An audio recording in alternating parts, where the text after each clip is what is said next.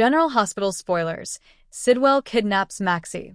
Felicia hands deception over to Tracy. A web of betrayal and desperation.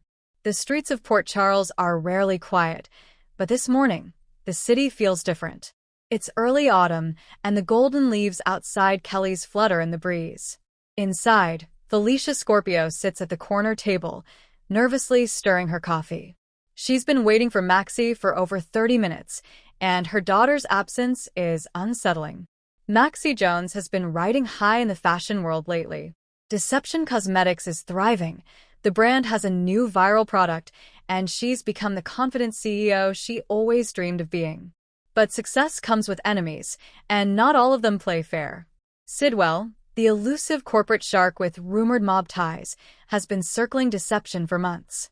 He's tried friendly buyout offers, aggressive smear campaigns, and even infiltration via an anonymous investor who turned out to be working for him. Maxie has brushed him off at every turn, but that defiance may now have consequences. As Felicia stares out the window, her phone buzzes. She smiles, expecting Maxie's cheerful voice, but instead, she hears a deep, gravelly tone.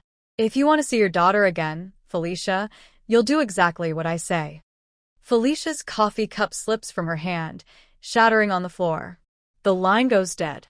Maxie's morning started with a flurry of emails and a quick visit to the Metro Court to finalize Deception's new fragrance launch. She was last seen stepping into the parking garage, and that's where the trail stops. Security footage later shows a black SUV pulling up beside her car.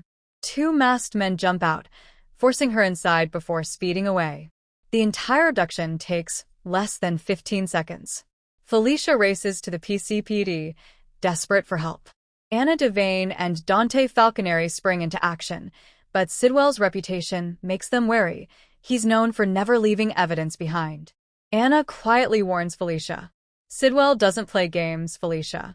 If he's taken Maxie, it's because he wants leverage. The question is, leverage over who?" Felicia knows the answer before Anna even finishes. This isn't about a ransom. It's about deception. Hours later, Felicia receives a package delivered by hand. Inside is a flash drive and a small velvet pouch. The pouch contains Maxie's necklace, the one Nathan gave her years ago, and the flash drive holds a single video. Maxie sits in a dimly lit room, her hands bound, her face pale but defiant. "Mom, I'm okay. Don't give them what they want. Whatever they tell you, don't." The screen cuts to black, replaced by Sidwell's face. "Felicia, I don't want money. I want deception. All of it. You're going to make sure Tracy Quartermaine signs it over to me, or your daughter disappears forever." Felicia's stomach drops. Tracy owns a controlling stake in Deception after the messy Yelq Deception merger, but she's never been on good terms with Felicia or Maxie. Convincing her to sign over the company, especially to a man like Sidwell, will be nearly impossible. Felicia storms into the Quartermaine mansion, demanding to see Tracy. Brooklyn tries to defuse the situation, but Felicia pushes past her. Tracy, lounging with a martini, raises an eyebrow. "You'd better have a very good reason for barging into my home like a lunatic." Felicia tells her everything: the call, the video, Sidwell's demand. For a moment, Tracy's icy mask falters. She may be ruthless, but she has a soft spot for family loyalty. Sidwell's a vulture. If he gets his claws into Deception, he'll strip it bare and toss it aside. "And you think I'm going to hand him the keys?" Felicia pleads. She doesn't care about the company, only Maxie's life. But Tracy isn't swayed easily. "If I give in, Sidwell wins. And when men like him win, they come back for more." Still, Tracy is visibly rattled. She promises to think about it, but Felicia doesn't have time. Sidwell gave her 48 hours. Meanwhile, Maxie is doing what she does best, talking. Her captor, a tall man with cold eyes, ignores her chatter, but she notices every detail: the faint hum of machinery, the smell of oil, the rough concrete floor. She's not in some lavish hideout. She's in a warehouse. She tries to reason with him, but he says nothing. The only time he speaks is when Sidwell visits.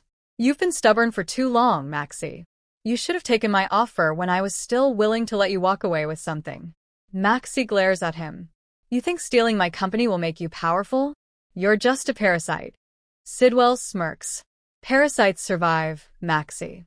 The weak get eaten.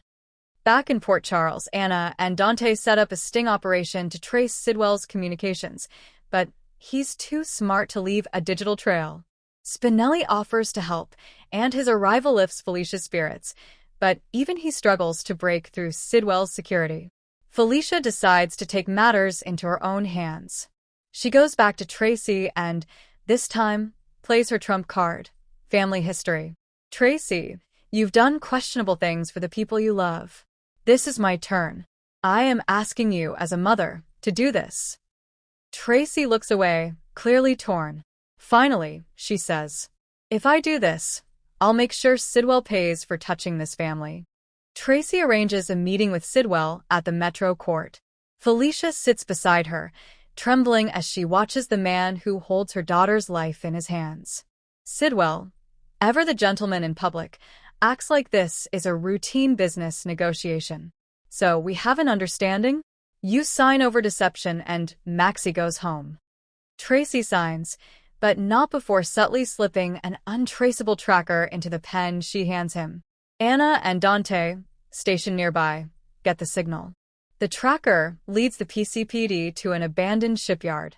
Inside one of the warehouses, they find Maxie guarded by two men. A tense standoff follows, but Dante and Anna manage to disarm the captors without a shot fired. Maxie runs into Felicia's arms, sobbing. I told you not to give him what he wanted. Felicia shakes her head. I couldn't risk losing you. Sidwell thinks he's won. He owns deception now, or so he believes. But Tracy has outmaneuvered him. The deception he acquired is a shell company with no assets. The real deception remains safely under a newly created holding company controlled by Yelq. When Sidwell realizes he's been played, he vanishes from Port Charles. But Tracy warns Felicia. Men like him don't forgive. He'll be back. Maxie returns to work shaken but determined. She thanks Tracy, grudgingly, for saving her life. Felicia and Maxie grow closer than they've been in years, and Felicia vows never to let anyone threaten her family again. But the shadow of Sidwell still lingers. In a final scene, he's shown on a phone call in an unknown location. Phase 2 begins now. The war for deception is far from over.